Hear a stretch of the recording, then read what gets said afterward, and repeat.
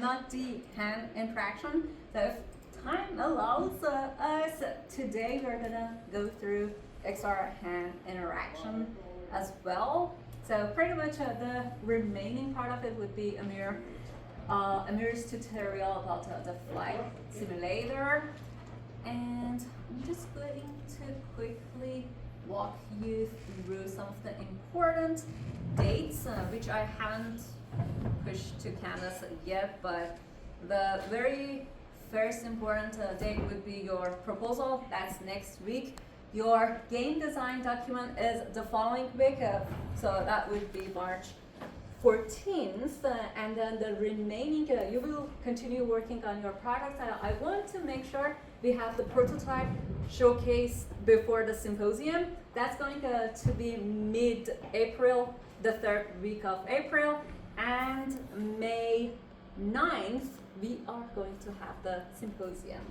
So these are the important dates that we have. I know I was all over the place. I'm going to push it on Canvas for y'all, so you also have access to important dates, and it's important to reach out to me during the week and update me with your progress. We don't want to immerse ourselves in the symposium, so that's why we're gonna make sure we have the prototype showcase before we have the actual symposium. And I'm planning to invite a couple of others, so that's why we are gonna make sure we have the prototype showcase, which is just for our use.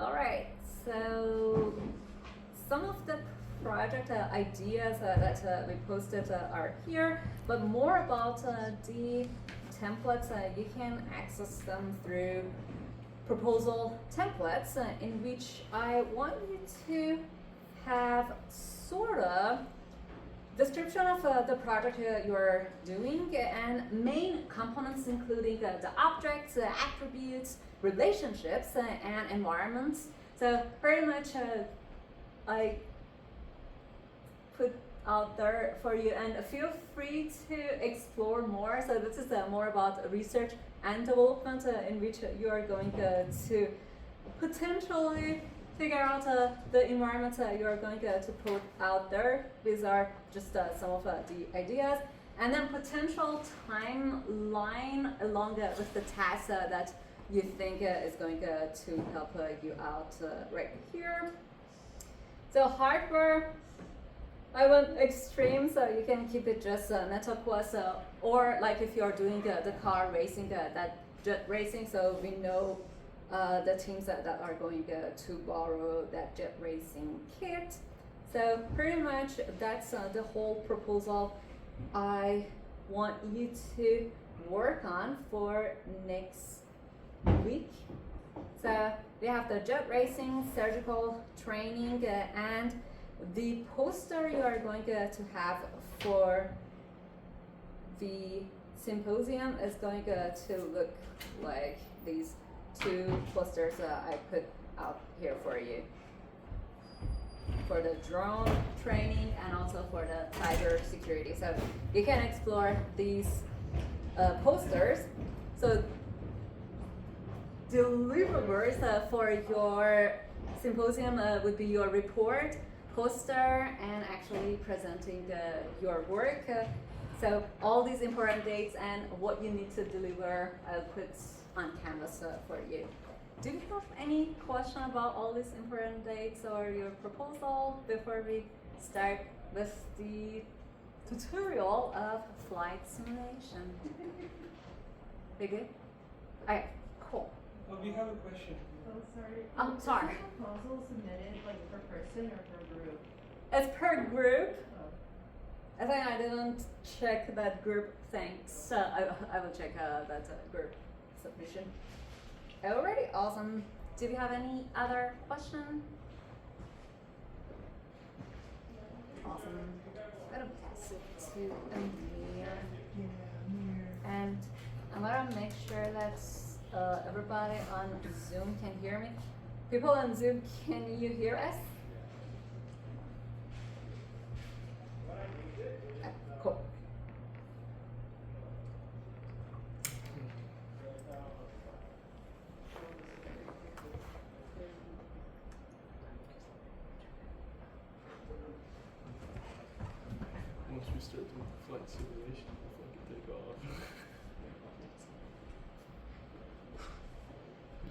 right?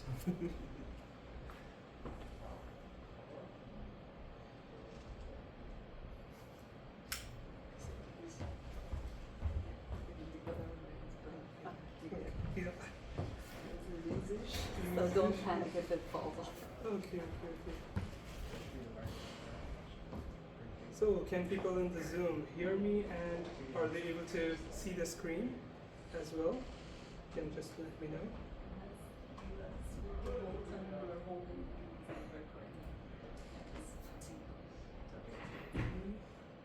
Okay. All right.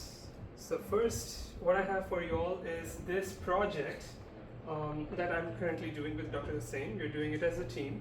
And what we're doing is we are building a virtual reality eVTOL flying simulation. So when a person wears their VR headset, they will be immersed in this environment. They will find themselves sitting inside this eVTOL. All right. So what is an eVTOL? eVTOL is like an electronic single-person helicopter. So yeah, this is like one model of how it looks like. Let me remove that. Okay. And there's something special about this project, something different. What we are also doing is that, yes, a person can fly this eVTOL using VR, but not only that, we are also incorporating portrayal of their physiological signals, such as heartbeat and like skin temperature, body temperature, and other metrics. And not only that, the simulation will also incorporate brainwave signals. So for example, when the person is like using this VR headset, they'll be wearing an instrument called BioPack that records your heartbeat, skin temperature, and things like that, as well as an EEG cap that records your brainwave signals. And all of these signals will be portrayed over here inside the dashboard. As you can see over here, right now, I don't think the labels are not loaded yet, but when you run the simulation, each of these labels, it'll be written as heartbeat, skin temperature, brainwaves, things like that.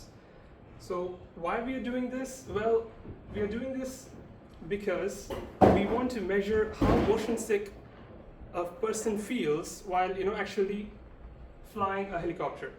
And why we are doing that? Because we want to study like whether it's feasible to launch eVTOLs for everyone. Is it like safe to allow someone to independently fly a single helicopter instead of like cars? So in order to like study those effects, and this is a project that we are working on, which if you all are interested, you can also potentially join and contribute towards it as well. So now let me show you the demo of what we have built so far. Let's see. Let me go into my VR headset.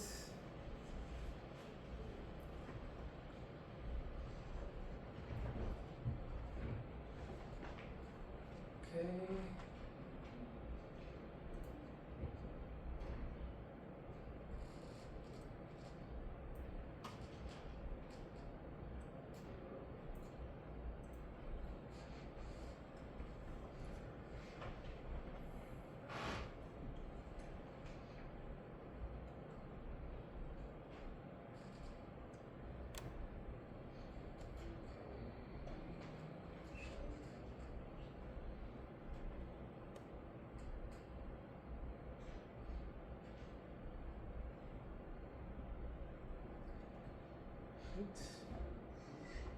Okay, first thing, I need to reset my view so that I'll find myself inside the eVTOL.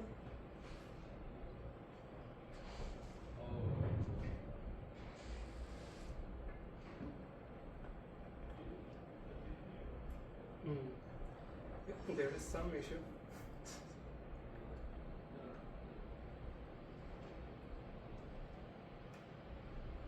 Let's try this again.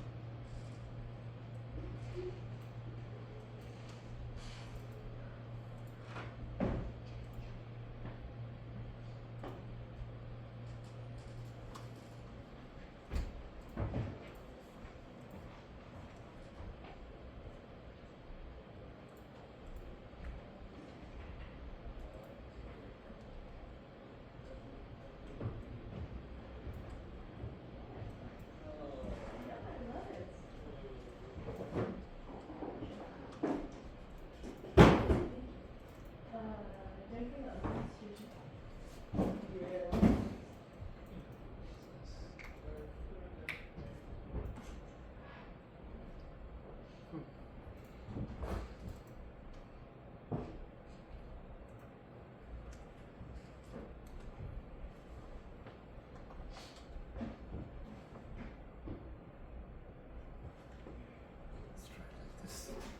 All right.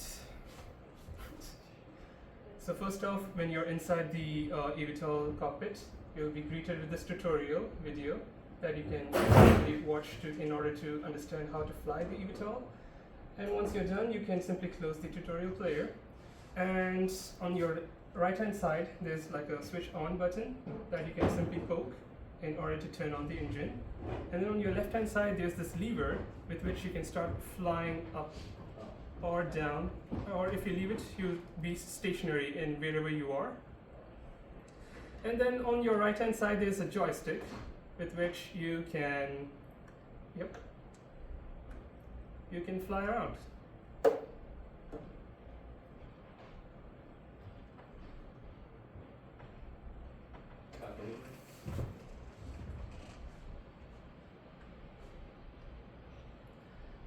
And if you crash, you just restart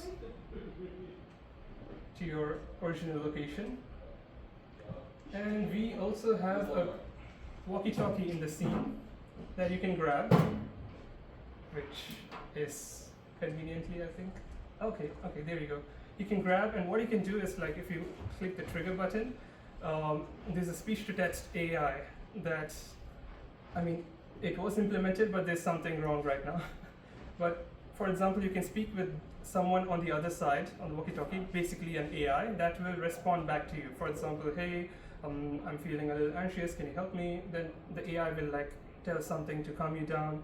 Or like, for example, okay, let's see, okay, can you tell me some details about this eVTOL model? Then the AI will, respond back to you as well. So there's like some AI chatbot also incorporated into it.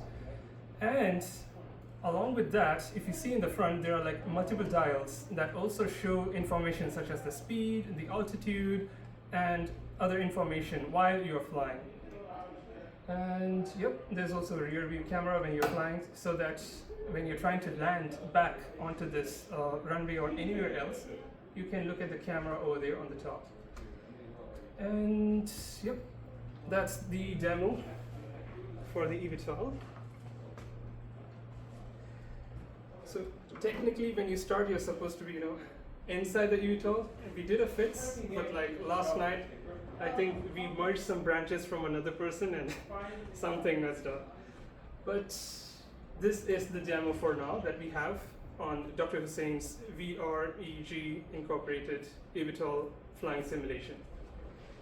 With that being said, let's move on with the tutorial where I also teach you how to do a simple version of this one, a flight simulator. It won't have as complicated physics that this eVTOL uses, but it's something. It's a start. All right. Now, I believe all of you must be in this page right now. So how did I get this? Well, there's a document that I shared on Discord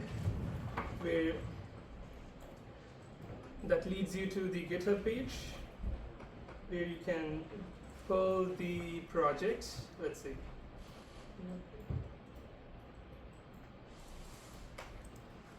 Or you can also go to Canvas, and when you're in this document, you can simply go to GitHub,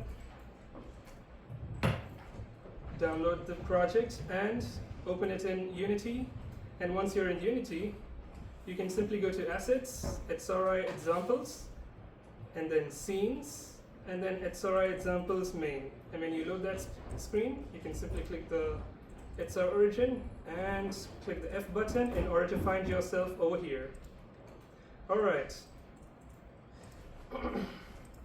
Well, before this, what I'm going to show is, I'm going to show another sample scene that also teaches you, also implements how to use your actual hands instead of VR controllers. For that, you don't need to switch scenes or anything because I'm just going to show it over here. I'm not going to do any modifications or stuff. So you can stay in the screen while I will simply quickly show you that so that you all know that that is possible and that you can incorporate that in any of the projects that you're choosing to develop soon. Okay, so in order to go to the XR hand samples, you will have to go to Assets, Samples, and then XR Interaction Toolkit 3.0.7, and then there will be something called Hands Interaction Demo, and then Hands Demo Scene.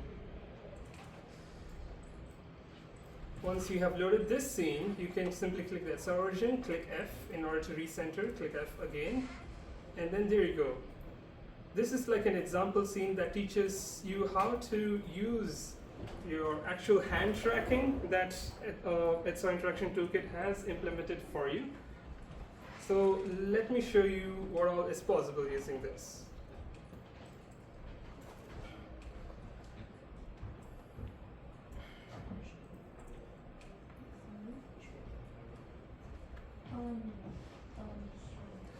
All right, now I'm inside the scene, and as you can see,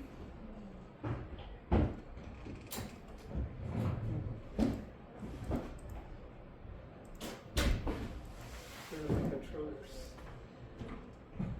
Controllers are here.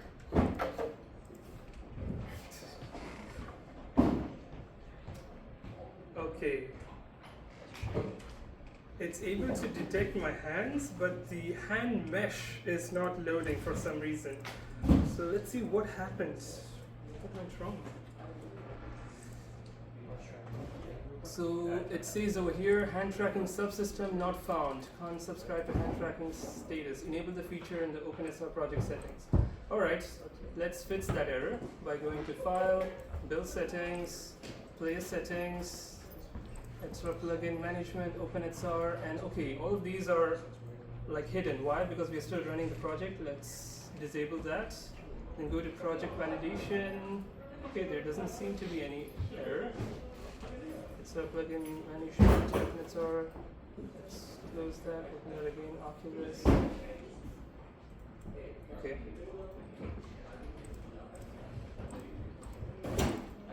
And let's play this again.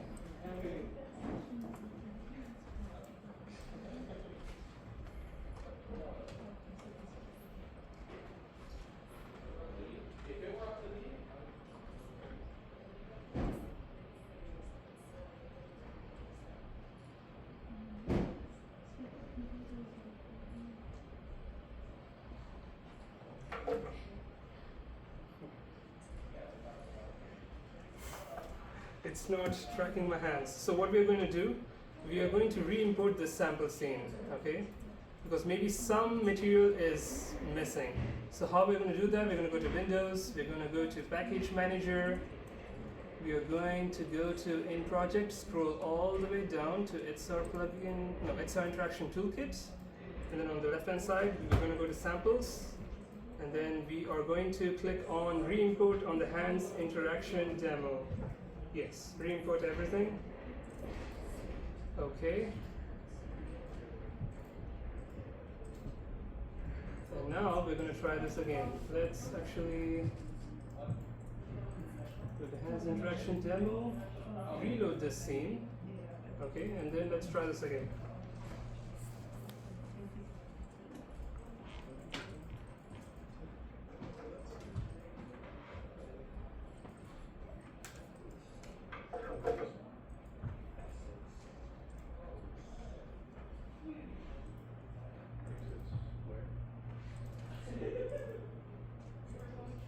Did you enable it? Hmm? Did you enable the hand motion?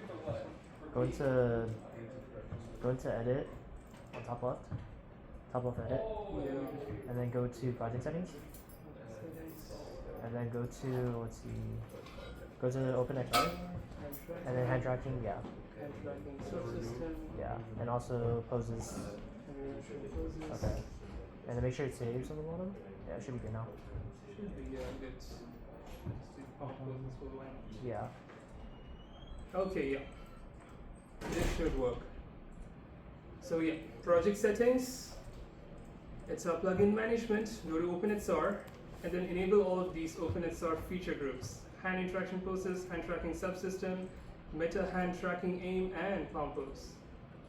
This enables hand tracking in the MetaQuest. And now, if you play the scene, you should be able to see your hands.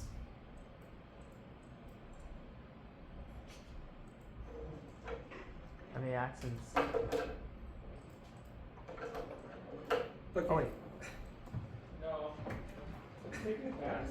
I think that's how it works, no?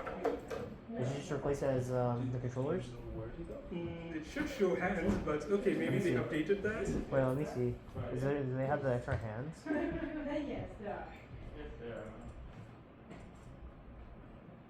What is it? I'm using my hands, but yeah, it should show a hand model. It's fine. Right now it's showing a controller model. But as you can see, you can like pick it up using a pinch gesture. You can move it around. You can start clicking stuff by again doing a pinch gesture. You can move this chess piece using your actual hands. You can go to the table handle and grab it with your hands. Move it around like that. You can start poking, punching numbers. That's a snap socket. You can simply take it in and put it in over there. And anytime if you pick up your controllers, your actual controllers, you can switch back to your controllers. But if you don't want to use your controllers, you can simply drop it and you can start using your controllers instead. I mean your hands instead in order to do the same actions.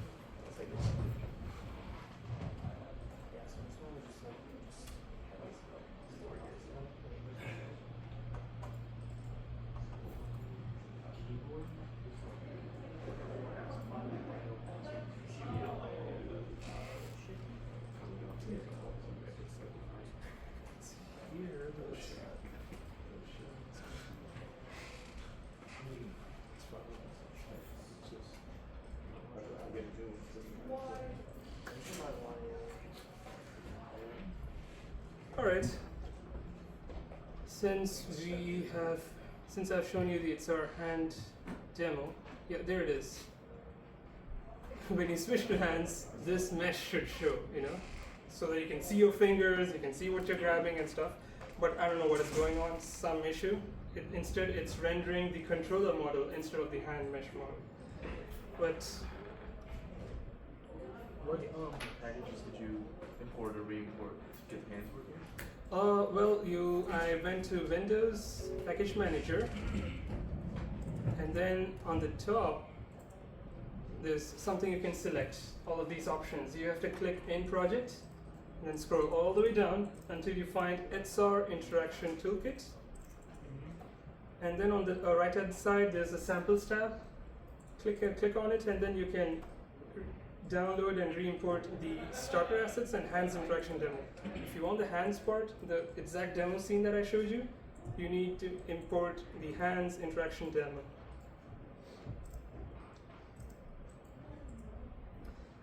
And after that, all you have to do is go to assets, samples, XR interaction toolkit, the version number 3.0.7, hands interaction demo, hands demo scene, and you will be able to find this demo scene where you can switch between controllers and hands and do some basic gesture models.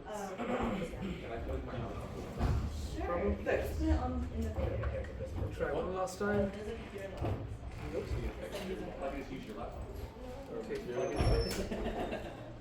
Alright, now let's go to the other XR interaction example scenes that is also provided by Unity, that you won't be able to find it in the Unity Hub template section. You will have to go to GitHub in order to get it. So how I got this one, first let's go back to that spot. You'll have to go to Assets, XRI Examples, and then go to scenes and then XRI examples main, this one.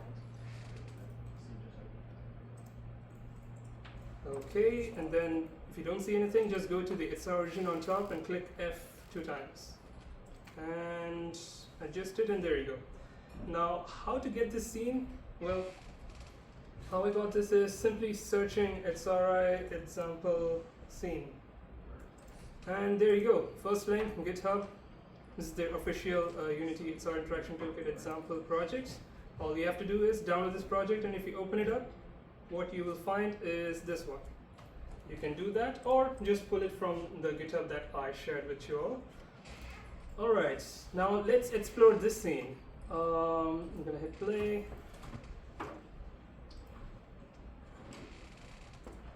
And let's freeze that. Okay. Now first off, we have this menu. Okay. Now when you move, if you notice, there's like a vignette that obstructs your view.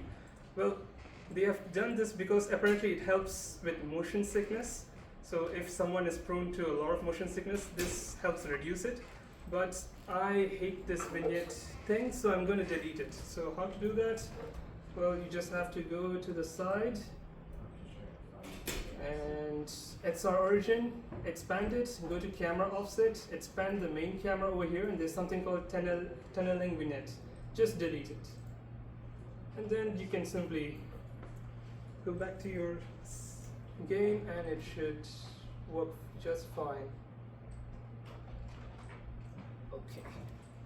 Alright, now here's a panel that is right in front of you. And there are a lot of buttons, as you can see over here, which we can reuse for our own projects, which I'll show you soon. So over here, these are like actual settings of your controllers. So left hand means your left controller, and they're saying the left hand joystick, right? Do you want to use it to move around? Yes. Well, if I hold the grab button and then move it to the right hand side, then, and if I start using my joystick on my left controller, instead it will be used to turn around instead of moving, as you can see over here. And you can also use it for teleportation as well, by simply pointing wherever you would like to go and moving the joystick forward. Now I'm going to revert that setting back by simply pointing at the lever and holding the grab button and moving to the left, so that I can use the joystick in order to move around instead. So this is pretty cool. You can also modify your movement speed, as you can see over here, by this button over here, so that right now I can move even faster. And similarly, there are many other examples that you can play around with. But what we are also interested is how they implemented the code aspect, the back end of this one, which I'll soon show you. Moving on, okay, yes, there is a ladder over here that you can also use in order to create a game like Crowbar Climber. So Crowbar Climber is basically a game where it's a set of so many ladders and you need to go up without falling, you know.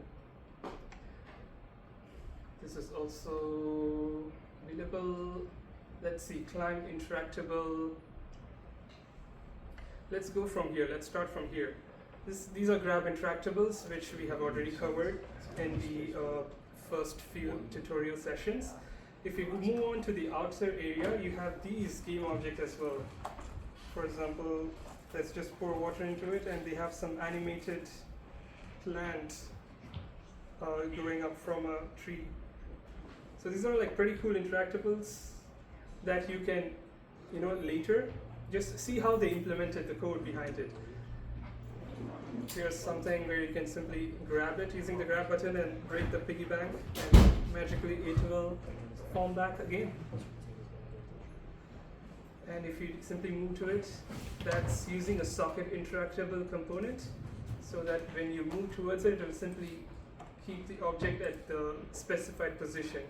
So all of these, you know, components you can reuse for your own project. Here's something that has a string attached to it. So for example, you have any rope mechanism or you want to implement a whiplash, you can use this as well. And let's move on to the other part.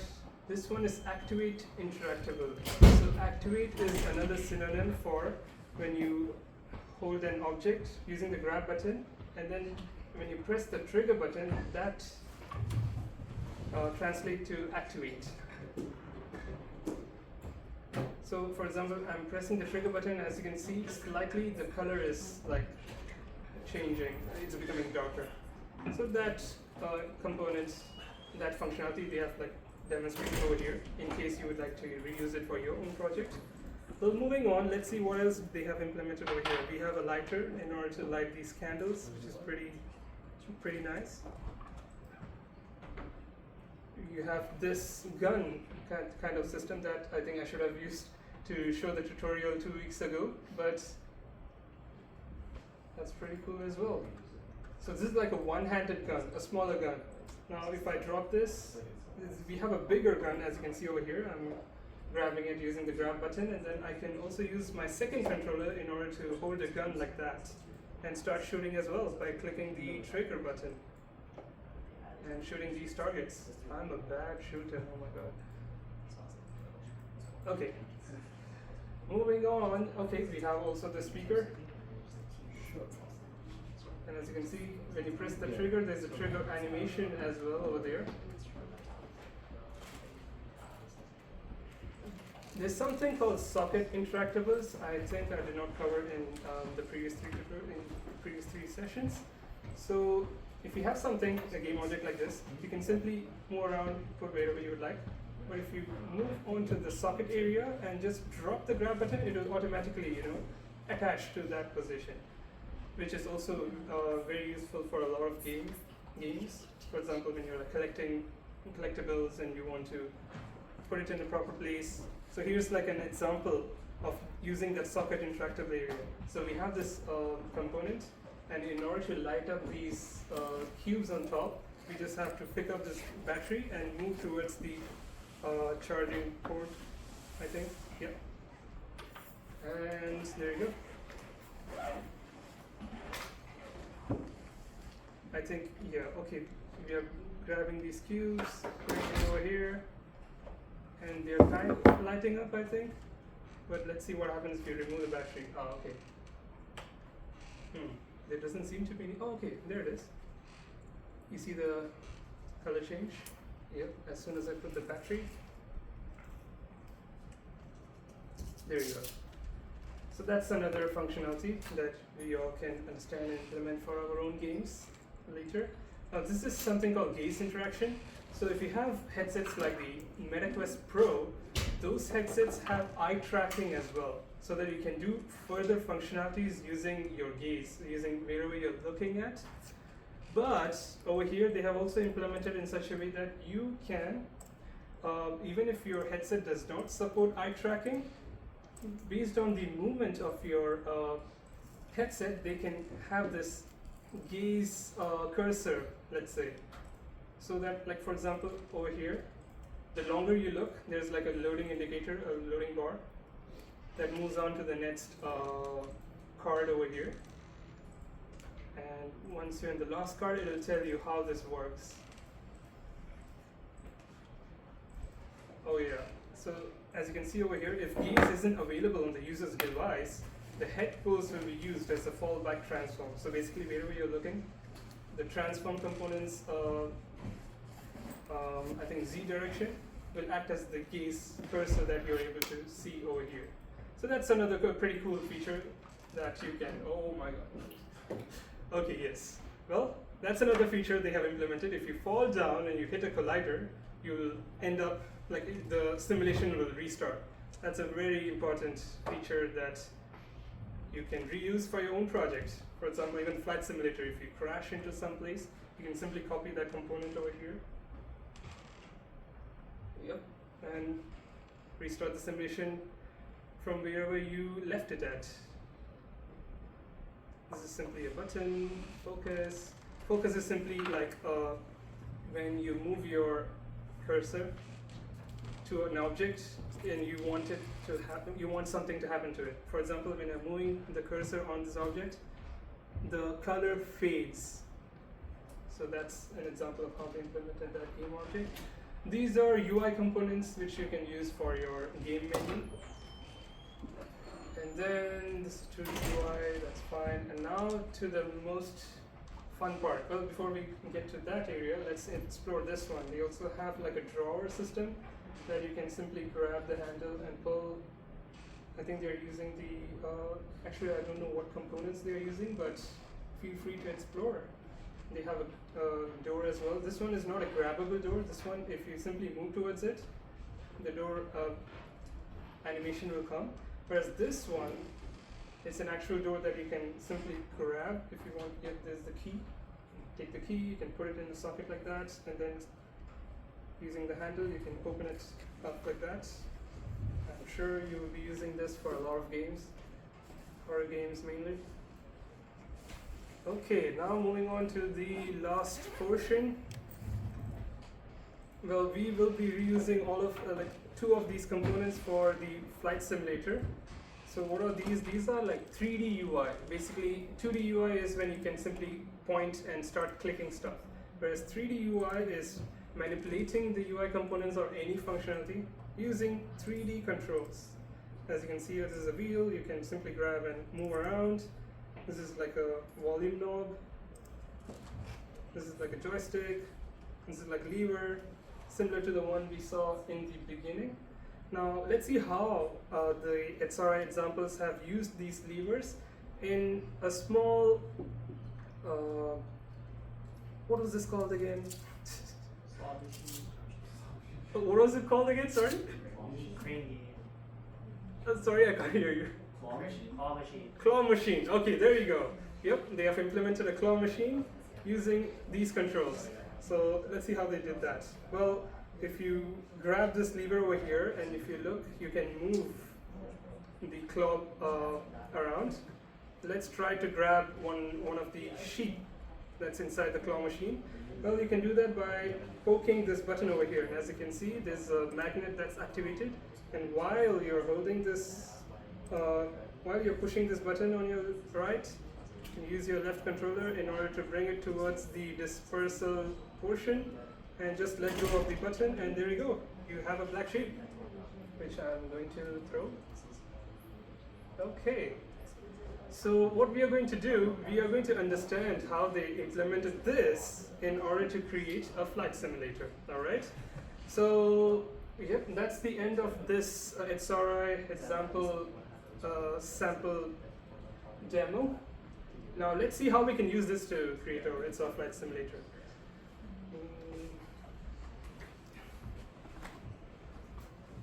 Okay, coming back.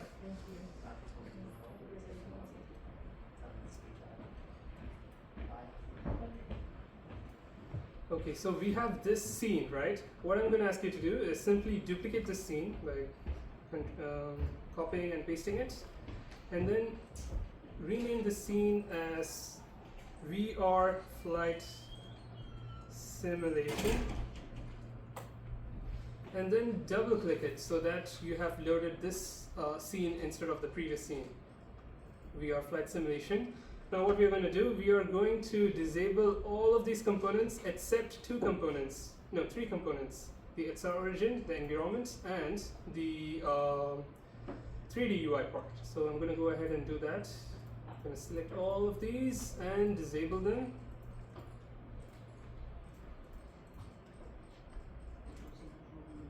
And then we are left with this. I'm also going to open up the environment part and disable, go to environment build and disable the architecture. Okay.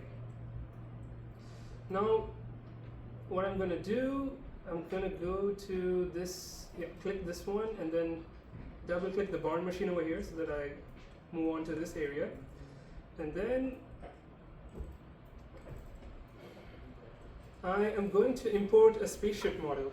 So if you look at the document I shared over here, you can import a spaceship asset. It's a free asset from Unity Asset Store over here.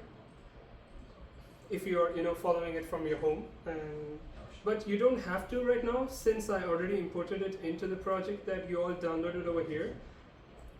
So let's go to assets and then there you go, high resolution spaceship creators free.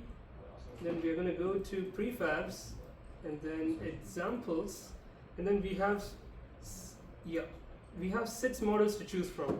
So I chose the first model, but if you can feel free to explore all of the other models and pick the one you like. Let me grab and drop that over here, and let's see where it is. There it is. That's the spaceship model. Now let me rotate it so that it's facing the mountains over there, and then I'm gonna click the move tool and move it closer towards the claw machine, since I'm literally gonna simply copy and paste the levers over here inside the cockpit, so that we're gonna use those as our controls for the spaceship model over here. Now if you notice over here, if you go towards the cockpit, they have a pretty cool cockpit over here. So okay, we have the model set up over here. What I'm going to do next is I am going to drag the XR origin that has the camera and controls inside the spaceship model, and then I'm going to also simply bring this up over here. Now why we are doing this? Well, what happens is we're going to put some controls over here that will allow us to fly the spaceship, but when we use the controllers in order to move the spaceship, what happens is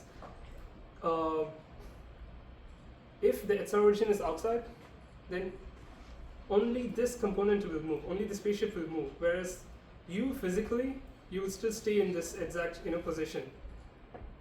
But what you want to do is you want to move along with the spaceship, right? Therefore, we are putting ourselves inside the spaceship model so that you move along with the spaceship. And in order to do that, we just move this XR origin prefab inside the spaceship, and we are also going to move it physically towards the cockpit area, like that, while you have selected the XR origin. Okay, let me use the mouse in order to bring it up towards the cockpit.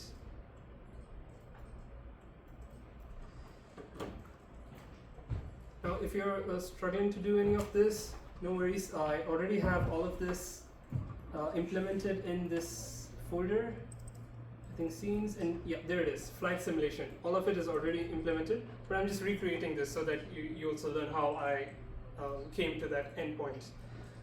So back to where we left. Yes, trying to bring the XR origin inside the cockpit. Okay, there he is, sitting on the seat. All right. Now let's play the scene to see what we have so far. I forgot to do one thing, but that's fine. Change it. So okay.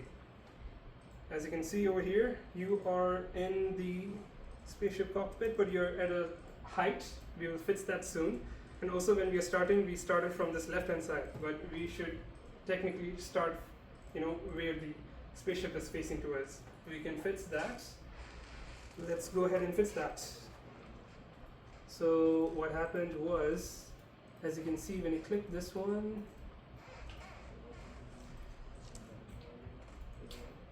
yep. You see, all of these rays and this frustum, as you call it, is pointing towards this direction, meaning that the camera is facing that direction. So simply click the rotate tool while the XR origin is clicked, and then rotate to the direction that you want the camera to face, which is this side. If you want it to be perfect, just go to the right hand side and change this value over here. So let me put it at 0. Yeah, 0, and it's facing forward. Okay, well, that's done. Next, what we are going to do, we are going to explore how these guys are using these levers in order to move the claw. Well, let's click the first lever, and there's something called a joystick. They're using a joystick prefab, which has a XR joystick script.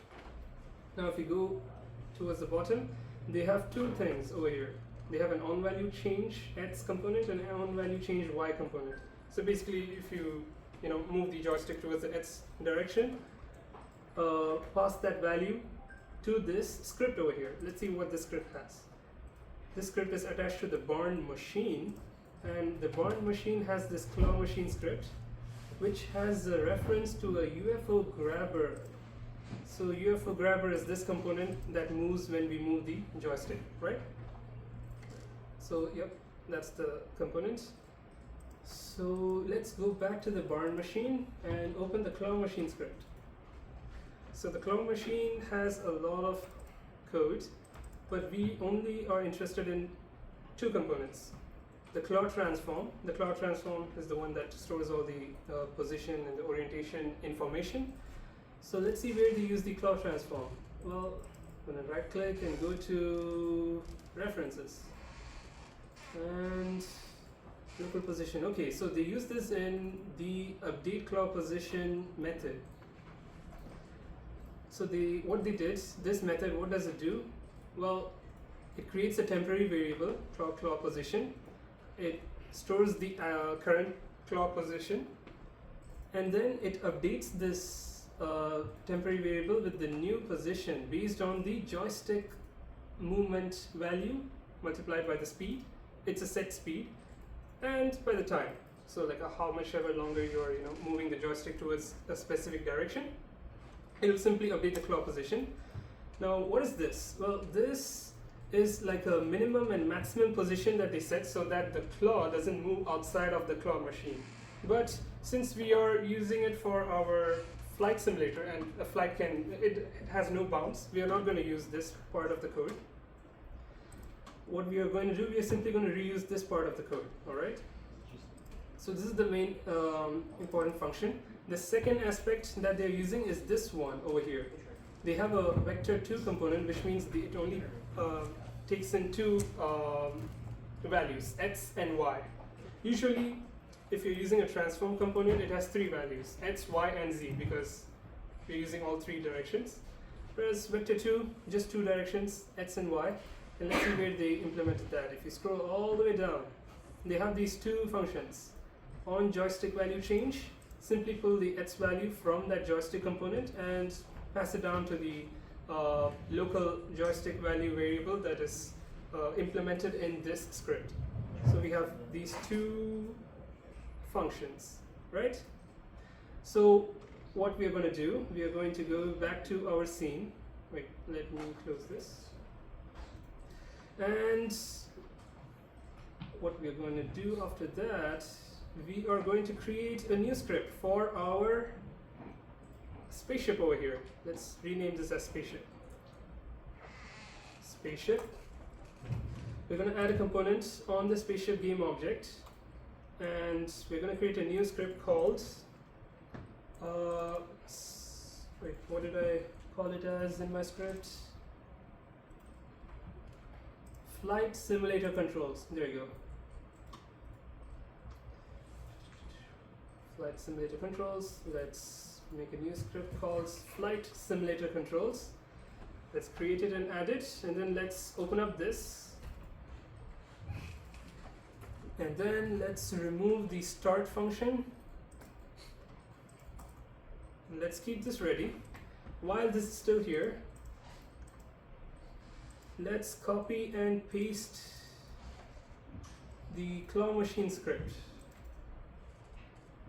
Let's just click the claw machine over here, go back up and go to the barn machine, open up the claw machine. In order to open the claw machine scripts, we are going to copy, we're going to copy this one, put it over here, and we're going to rename this as Spaceship, because that's the stuff that we're going to move.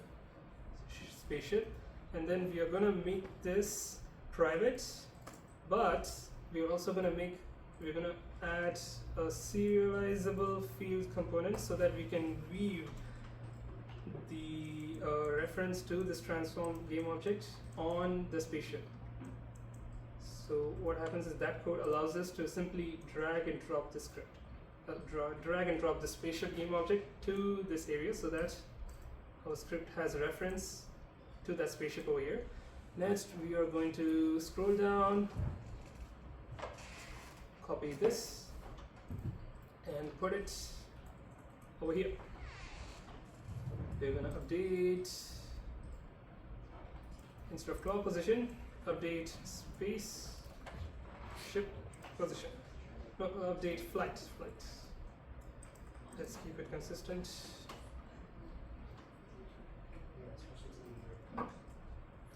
Flight.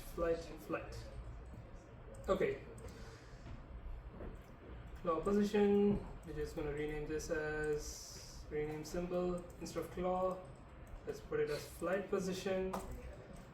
And then this one is gonna be replaced with M flight instead.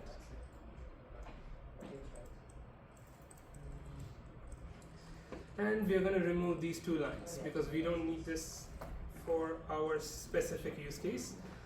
Now we have included the important method, which is updating the flight position. Now we just need to import these joysticks, right? So let's go down and copy and paste these two scripts.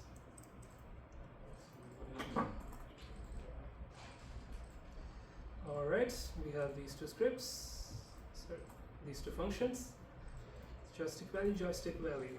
Let's also create those variables, should be here.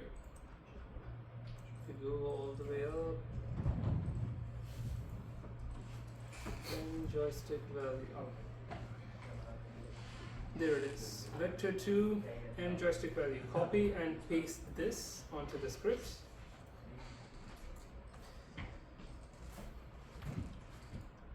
Yep, okay. So a basic script is ready. Now what we are going to do, we are going to click this joystick. We're going to copy it, we're going to paste it again so that we have a copy over here. And then we're going to drag this prefab and put it inside the cockpit with interior. And now we're going to zoom out and move the physical position of the joystick like that towards the cockpit. Now if you zoom in and bring it a little bit to the front, let's see, click the joystick, move it again, bring it up, move it to the side, let's do that, yeah. And there you go, you have a joystick lever right in the center that will allow you to move the spaceship towards the X or Y direction. Okay, you can also reuse this for implementing a car. Now let me disable this existing joystick over here so that we can see our actual joystick. There you go. Alright, now we have implemented the joystick over here inside our cockpit. Now what you're going to do, so as you can see, the previous script is still here. It's referring to the bound machine. Instead of the bound machine, we are going to drag and drop the spaceship instead over here. Spaceship and spaceship. And then click the drop down button, go to the flight simulator control script and click on joystick value change X. Do the same, and instead of the X one, just click the Y. And what we are doing is we are saying any change over here that the user does by grabbing the joystick and moving it, convey that X value or the Y value to our script over here, which will, yeah, there it is, X. It will be stored in this joystick local value variable, which will be referred over here, and using those values, the flight position will be updated, and the actual flight game object's local position will also be updated. Now I'm going to also delete this float speed value, and instead I'm going to write it over here so that we can manually set the amount of speed that we want the flight to move towards. Float speed, and let me put a set value now, 20 float value. I'm also going to make this serializable and private so that we can see it in the Unity scene. Let's go back.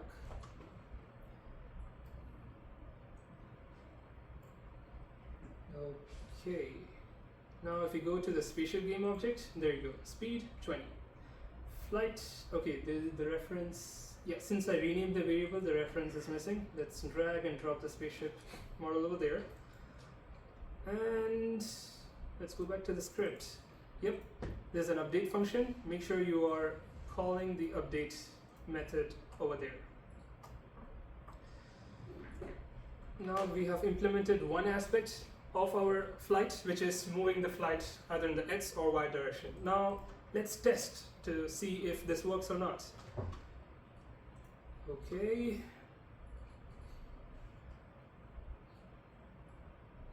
Let's play.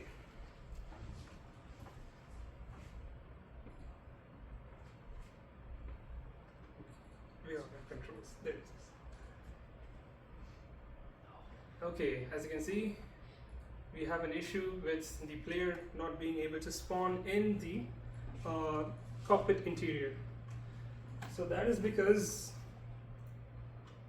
if you see, if there's something called collider over here, and the collider is set in a weird area. And if you see the collider and the XR origin, let me click that. So what happens is when you load the scene, the XR origin should be either in, it should be on top of the collider like that, so that it bounces off this surface areas of the collider, or yeah, it should be on the outer areas. If it is in the middle area, let me bring that down. Yep. So if it is something like this, for example, it's like halfway through, then what happens is it simply falls through it. And when it falls through it, you find yourself in some weird position. Therefore, what I did is I simply disabled these colliders and made a custom collider where I made like 6 boxes around this cockpit, and then like remove the material of it, so that each time you start the spaceship, you're always inside the interior and you're not like falling out of it, even while moving the spaceship and stuff. Now, since we are kind of running short on time, I'm just gonna copy and paste the collider that I did before from the already set up scene. So what I'm gonna do, I'm gonna go to XR examples, scenes, and go to the flight simulation. Let me save the VR flight simulation scene. And there it is, cockpit, interior, and there it is, the cockpit. I'm gonna copy this. See, I set it up like this, where there are like colliders all around. I'm gonna copy and paste that into the VR flight simulation, spaceship, cockpit with interior, and I'm gonna right click and paste as child. Let's double click that, and okay, we are good. Let's see, the camera should be within the cockpit. And is it within? Yes, it is. Now let's play it again.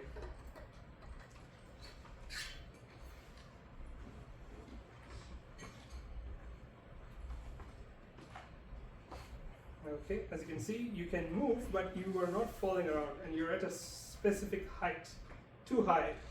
So how to fix that? Well, you can go back and hit the play button again and go to the XR version, camera offset, click on main camera. Oh no, actually just click the XR version over here, and there's something called tracking origin mode. Make this device. Yeah, click this device, and let me delete that tunneling vignette, and let's play it again.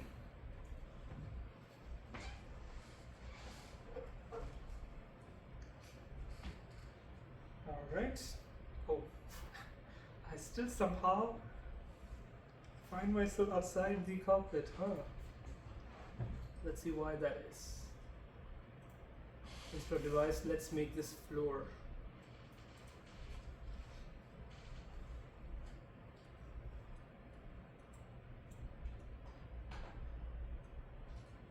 And while it is running, let's change it to device.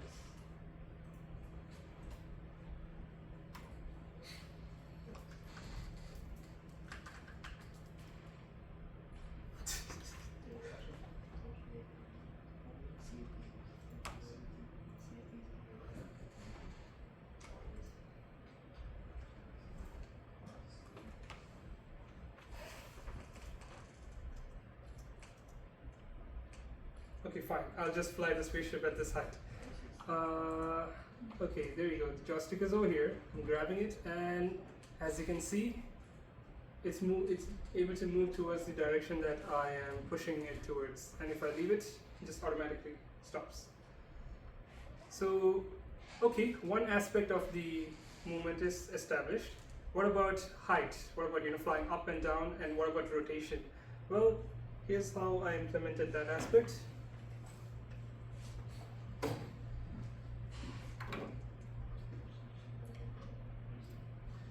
What I did for the height part, I simply clicked this lever, I made a duplicate of it, and I moved it towards the right side because they already have a pretty cool lever over here. What I do first, I implement the basic parts of this, and then I replace this model with like the existing cooler model over here. I won't be covering that in this tutorial, but later for sure. Alright. Yeah, I made a duplicate of the joystick. I moved it to the right, and then I changed the setting over here. If you see over here, there's something called joystick motion.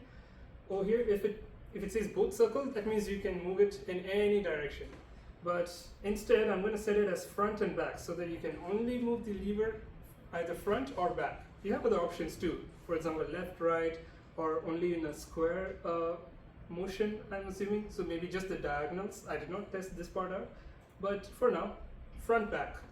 In order to, for example, if you push it forward, you will fly up. If you pull it backward, you will fly down.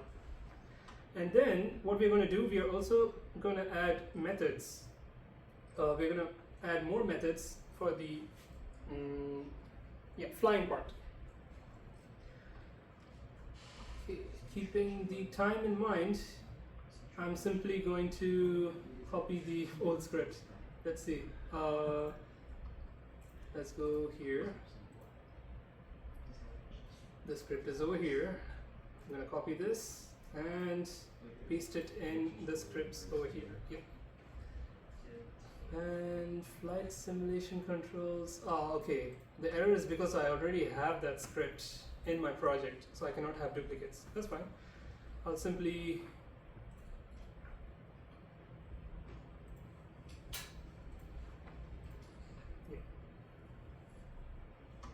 okay. I'll just close this and instead use the existing script. So let's go to the spaceship over here and let's add flight simulation controls. Yeah, that's the existing one. I'm going to remove the custom one that I made over here. Okay, and let's drag the spaceship over here. Let's drag the okay, only the spaceship. Rest all we don't need.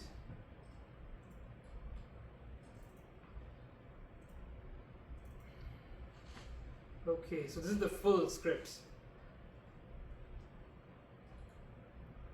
So as you can see over here in the update function, I showed you how I did it, how I implemented the updating the flight position method. Now let me go over how I did the updating the flight height part. So I made another method. It's the same as the above. It's making a temporary variable, flight height, and it's pulling the flight's entire transform component position. But instead, over here, as you can see over here, if you read, there are like three values, x, y, and z. We are only updating the y part because y is for the height component. So if you look at this vector component, the first one, x part is set as 0 and the z part is set as 0. We are only updating the y part with the joystick value, and this is a different joystick value. The first one, it's a different joystick, therefore we have a different name for it, value position. The second one is joystick value for the height. So for this we made another variable over here, and we also made another function over here. Oh no, over here. On joystick value height change, just get the y value. And over here, initially it was like this. I did not put the minus sign because I thought it would work the same as this one. But for some reason, when you push it forward, the y direction updated was like reverse. So when you push it forward, the flight was like going down instead of going up. Therefore, I just put a minus signal over here, minus sign. And let's see, let's go back. We have the height lever over here. We're gonna drag the spaceship, put it over here so that it has reference. Oh, we're gonna put it in the Y component since we are only interested in the Y movement. So let's remove that. Let's go down to Flight Simulator Controls and click on joystick value height change Y. That's about it. Just two things: joystick motion front back, and then in the script, a new method for updating the flight height and a new method for updating the joystick. And call that method in the update function. And let's see if that works.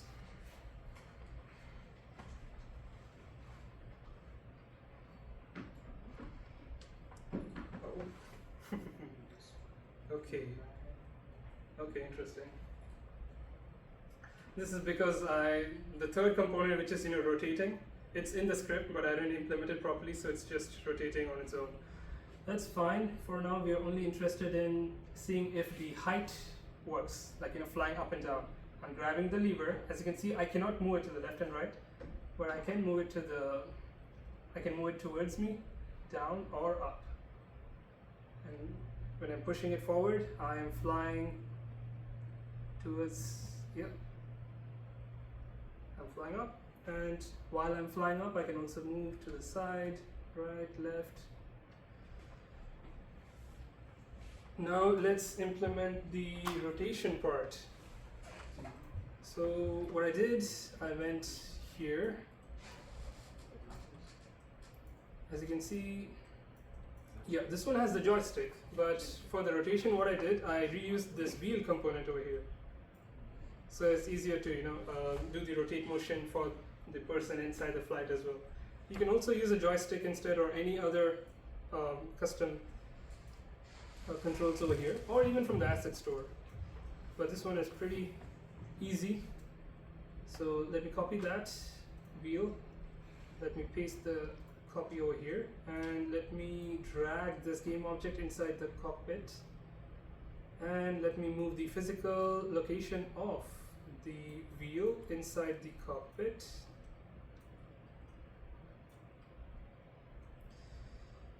And let me put it towards the left hand side.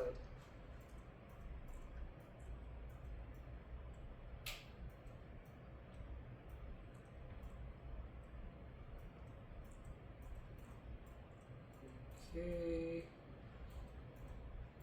let's bring this down. It's a little big, so let's reduce the size of it. And okay. And for the wheel also, same thing, slight difference in the script. I made an update flight rotation method, but this is a little different because the wheel control is slightly different, right? Let's go and explore the wheel. The wheel component has an XR knob script instead of the XR joystick script. So what this does is there are like restrictions that you can keep. For example, the maximum angle that you can turn the wheel towards is 90, and the minimum angle is minus 90, which means, for example, when the knob or the wheel is at the minus 90 position, the value that will be passed on to this function over here would be 0. As you can see, if you hover over it, it says rotation of the knob at value 0 is minus 90. And when you're like moving the wheel towards the left hand side, towards the max position, which is the 90 degrees, the value will be 1. And when it is in the middle position, the starting position, as you can see over here, we have set the value as 0.5.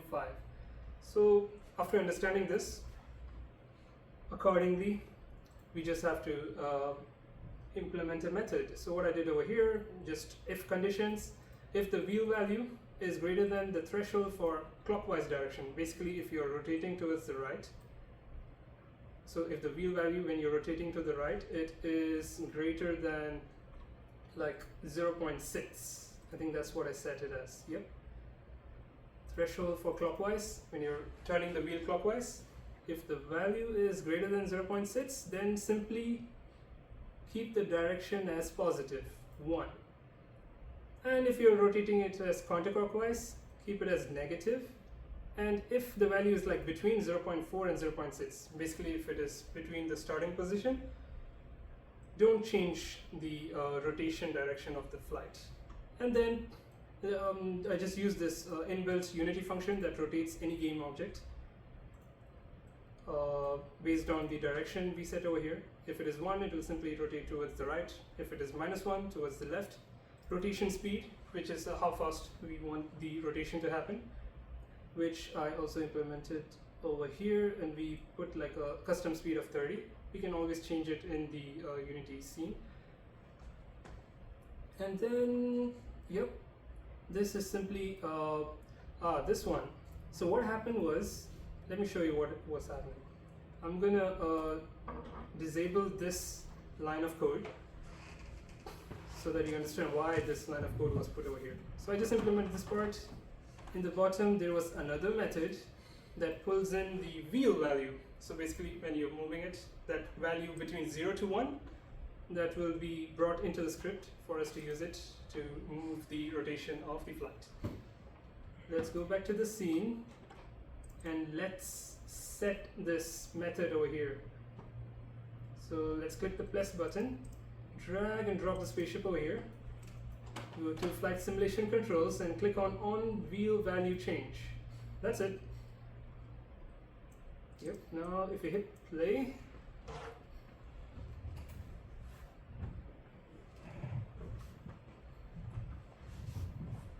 now, yeah, the spaceship is not rotating like earlier. Let's grab the height lever, let's fly a little bit up. And then if I rotate to the left, as you can see, I'm able to rotate. If I rotate to the right, I'm able to rotate to the right. Now let's go back to the initial position.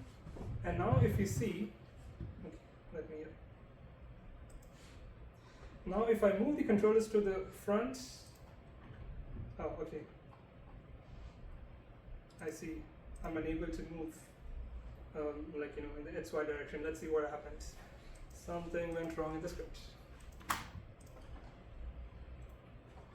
Let's go back to the script. I only disabled this, but that should not disable everything. Okay, the script seems fine, everything is here. Let's go back to the components. Ah, okay, you see? I think this is because we, you know, change scripts midway. Therefore, we have to set everything up again. Let's drag the spaceship over here, go down. On joystick value change X, on joystick value change Y. Let's double check the second one. Yep, this one is already set. Okay, we're good. Now let's go back to the scene and let me show you the issue that I faced. Okay, so we are inside the cockpit again. Let's fly up. We are flying up. I think I should increase the height speed, but that's fine, we can do it later. Now, I'm able to move front, back, as per the joystick, you know, location. But what happens is, if I, for example, rotate towards the right, I'm in the right side. This was my initial position. This is my new position. Now, if I push the joystick forward, I'm supposed to move forward, right? But as you can see, I'm moving towards the left side. I'm not sure if it's visible on the screen, but yeah, the joystick is front, but I'm moving towards the left. So for some reason, when you're rotating, the controls get messed up. It's like some orientation issue. So in order to fix that, what I did was, when you're rotating the spaceship, also rotate the knob as well. Just the transform, just the XY movement knob. So that's the reason for this code over here. You see? When the spaceship or the flight game object is rotating, also rotate the position movement joystick along with it. And also move it in the opposite direction. When I move it in the same direction, the same issue was faced. But for some reason, when I implemented in the opposite direction, it worked. And now, let me see. Let's also make it faster. Go spaceship, speed height, let's put this as 10. Speed movement, let's put it as 20, so that it's a spaceship, so let's make it fly even faster.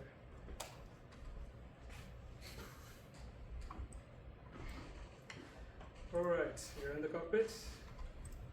We are flying up. We are rotating, and while we are rotating, we are simply moving wherever we want to go.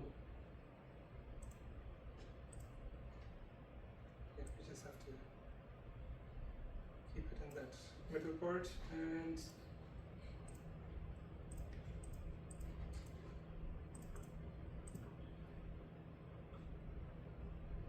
okay. See, the joystick is still messed up. Let's see why that's the case. Spaceship, joystick position movement. That's why. I did not keep a reference to the joystick. It needs this so that it can, rotate the joystick as well while you're rotating the spaceship. Alright, now it will work.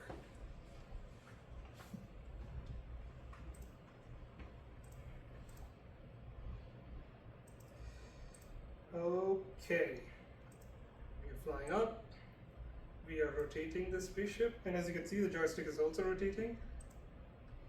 And now even after rotating, as you can see, you are moving in the desired direction. Alright, now what I also did was, since this environment is kind of depressing, I imported an island. Let's see, if you go to assets, I imported an asset called Free Island Collection, and scenes, and scene 1 it should have an island, but looks like there is some issue. Oh, okay, no, it's here. So I imported an island, I simply copied and pasted the spaceship, and let's try flying over here.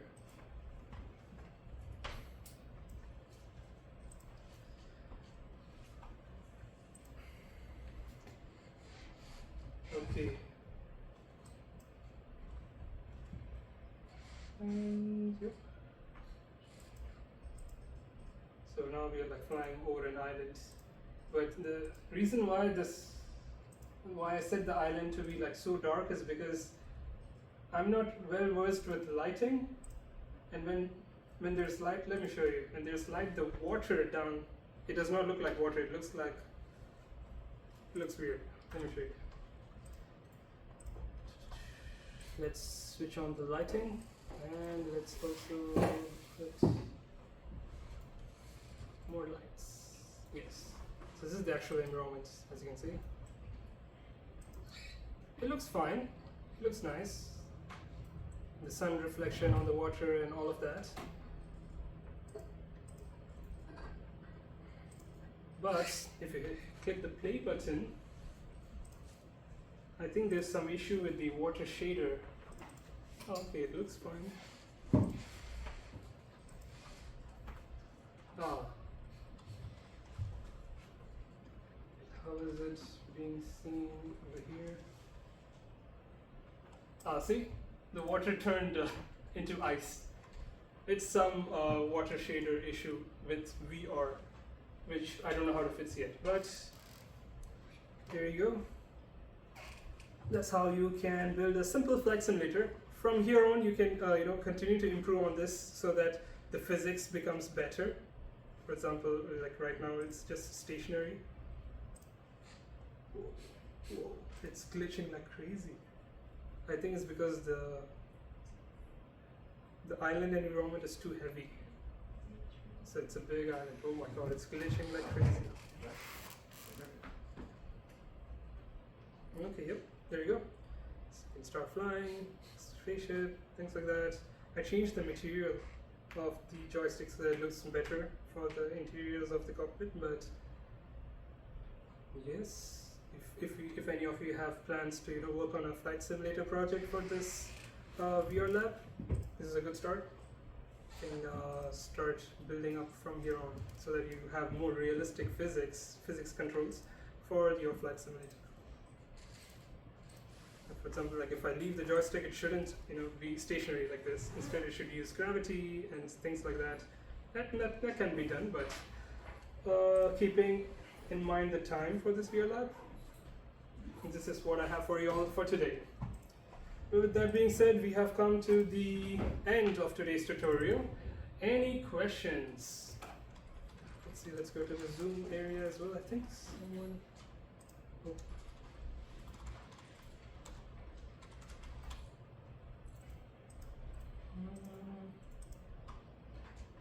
Where are the chats?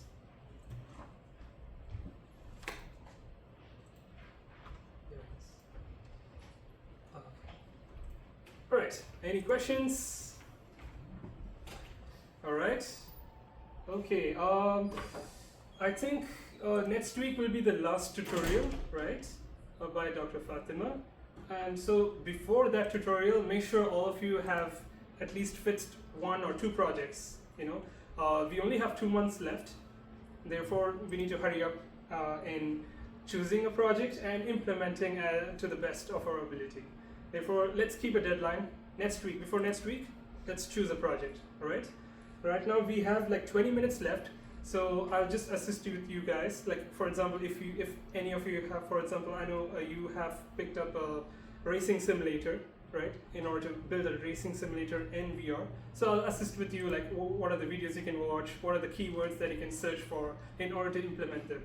Similarly, once you have fixed, what you want to build, all of us, we will help you and we'll guide you towards which direction to go, which type of videos to search for, which type of keywords, which type of components you can use in order to develop your VR application. And after next week, the following weeks, what will happen is all of you will be building your project on your own using watching YouTube videos or asking for help in the project Discord. And each time you come to the lab, we will assist you further. We will see your project. If any unexplainable errors come up, we will assist in fixing that, and also maybe implementing certain functionalities that you have tried, but you were unable to go beyond a certain point. Yes, we need effort from your side first, and then we will continue your effort from our side. So therefore, let's all fix the project that we are going to do before next week, all right? Okay, with that being said, all right, let's see if anyone in the Zoom again has any questions. Were you all able to follow along? How many are in the Zoom? 2, okay, awesome. Great. Okay. All right. That brings us. Okay, you know what? I am going to try that XR hands again. It's bugging me. Why didn't that work? Samples, XR interaction toolkit, hands interaction. Okay, let me delete this. Yep, delete, and then I'm going to re-import the hands interaction demo.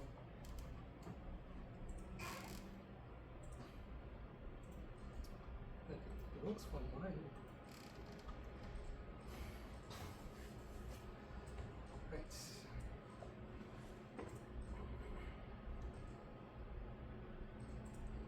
Hopefully people in the Zoom was able to hear me. The mic is in a weird position.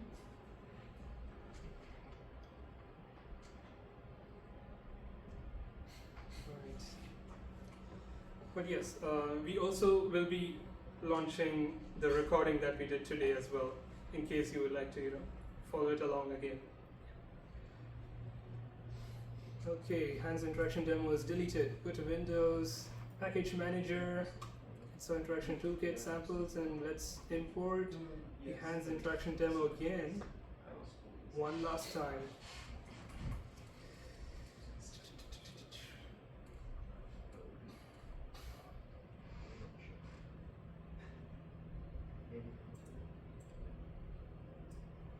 Okay, re-import. Okay, done.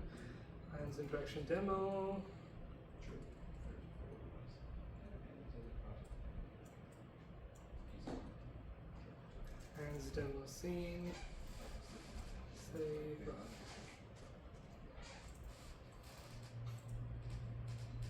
the play.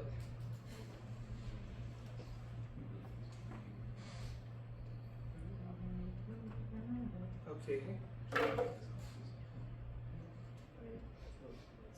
Yeah, this is not working.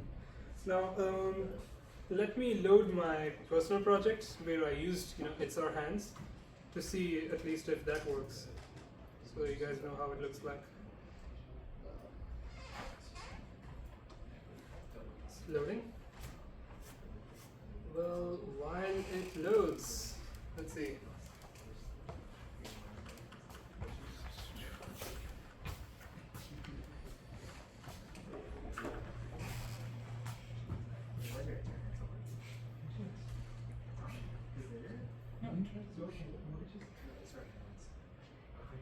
Let's see. Is it working here also? I added this. If you look into it, it doesn't have its texture. But I added it in, so. It's still not working, huh? Let's see. This is my personal project. Let's see if it works in that one. So this is that mind mapping, note taking project that I was working on. This should work. So alright, I have my controllers. As you can see, I've changed the controller models. So that it looks like you're holding the controller as well as a hand. If anyone is interested in, turning your controller models like this, just let me know on Discord. I'll share the tutorial that I followed along in order to implement that. Let me drop the controllers and see. This is how it will look like in It's Our Hands demo scene. For some reason it's not working. You can see your actual hands. It follows along your actual movement. And I can simply point like that and do this pinch gesture in order to move stuff around. I can click the close button, I can move my note over here. Let's see. Yep. See if the expand thing is working. Yes, expand thing is working. And if I want the menu to pop up, I can simply open my palm like that and then pinch it like that for the menu to pop up. Can change my environment. Let's see. Yep. Can spawn a browser. Oh, okay. The browser won't work when I'm previewing it. I'll have to export it as an APK. AI node should work, but I won't be able to pull up the key. Okay, this works. So yep, that's how you use It's Our Hands to make it more immersive. Let me close the menu like that, and anytime I can simply pick up my controllers and continue using the stuff using my controllers.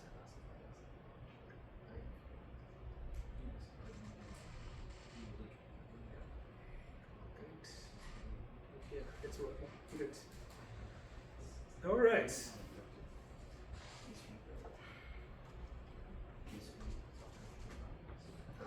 I hate Zoom. How do you make this come to the right or left? Any idea? No idea. I think. Okay. But I want it to the right or left, not floating around. Like vertically. Yeah, vertically, exactly. You could submit a complaint. Hide floating meeting controls. No, I don't want to hide it. Just want to modify it. I do not think you can. Okay, fine. I'll just live with it. All right. Okay. We have 10 minutes.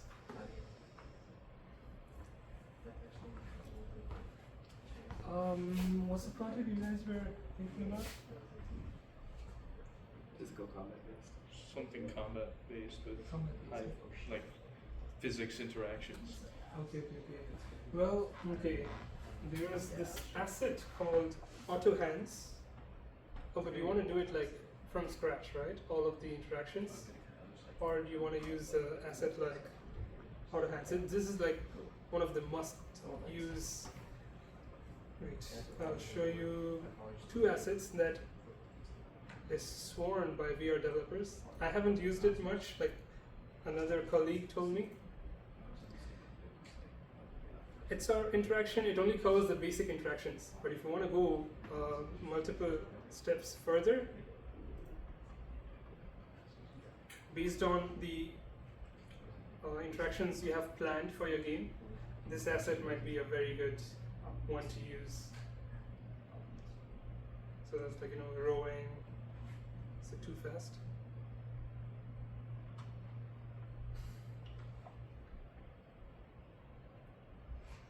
Pull apart, all of those are like some extra stuff that will take you months. I don't know, it will take me months for sure to implement, but these guys have already done the hard work for you all.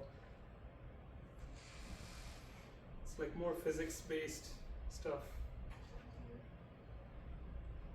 Half of it already I've covered by showing that, it's our example scene. But if there's anything, there's another one called Final IK. What this does is it gives a body to your. Let it load, so that it'll be easier to understand. Final IK, yep. So what Use this? the elbows and knees with inverse kinematics. Yeah. If you notice, like when you play VR, right, you only can see your hands or your controllers, but this adds a body to it automatically and takes care of the physics and stuff. So, like for example, if you have like multiple enemies or like even multiplayer VR scenes, this is very good to have. Let's see what else. What else can be useful?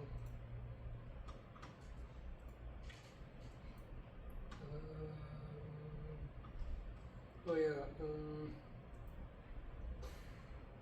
think controller models.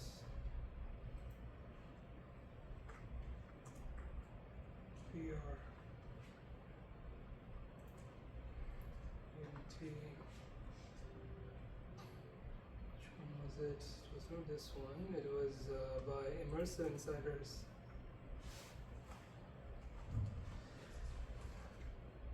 Yeah. This was the exact video I followed along in order to get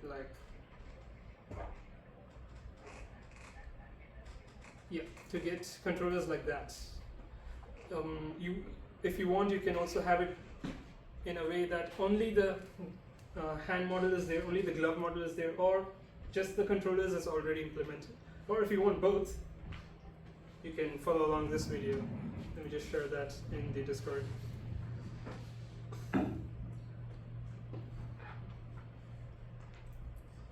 Tutorials,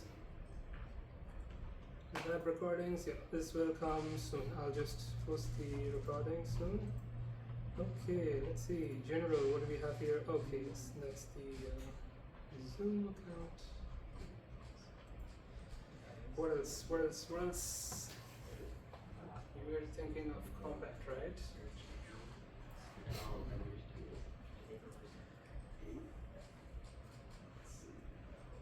There was something called Ray. What is it?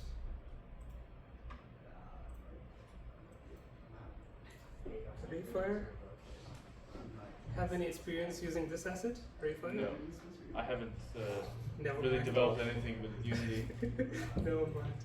A colleague of mine,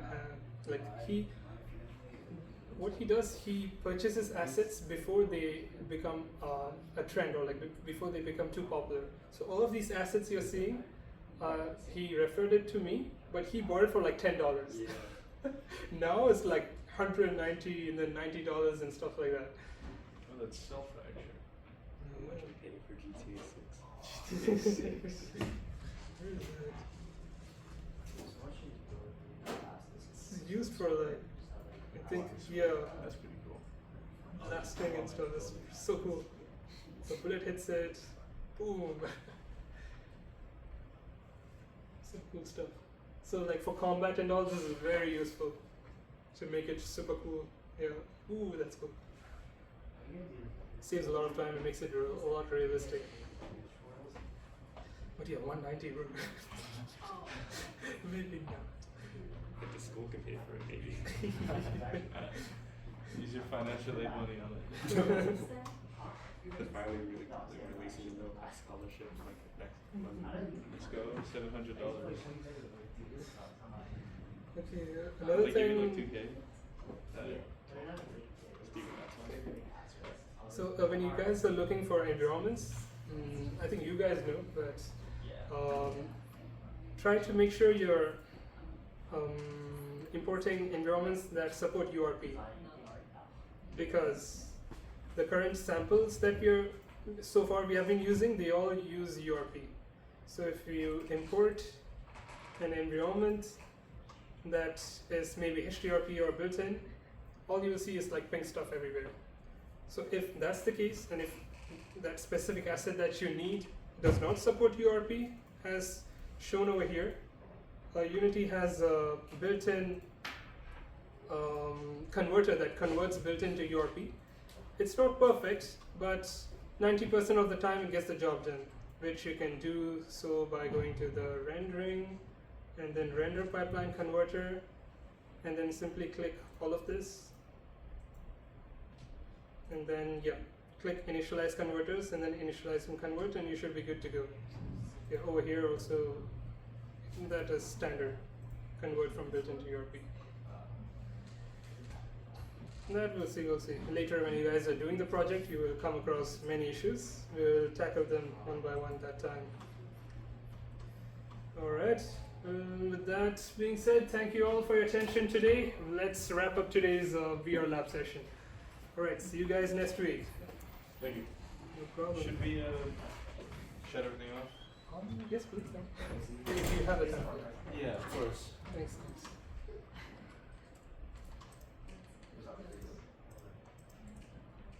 Wait, did someone say something?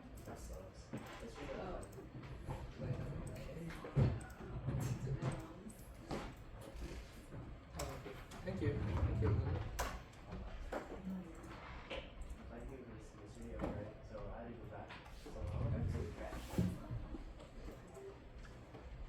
Thank you, Kelly.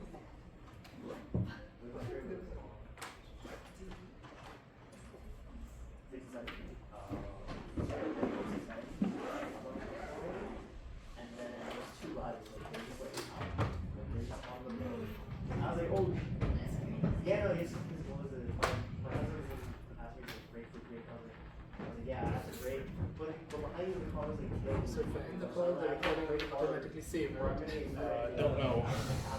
I would probably look for a button that stops you recording first. There is a stop recording button here.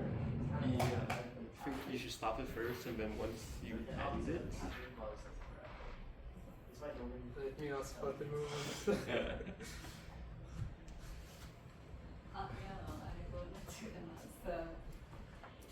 Yes, and if could you please mute your number? It's recording you. Awesome. Yes, and if you are I'm available every day from 12 to 2, so just stop by my office, room 40 here. And especially from now on that you will be working on your own projects, it's important to get together with your team during the weekend and bring your questions every Friday. So we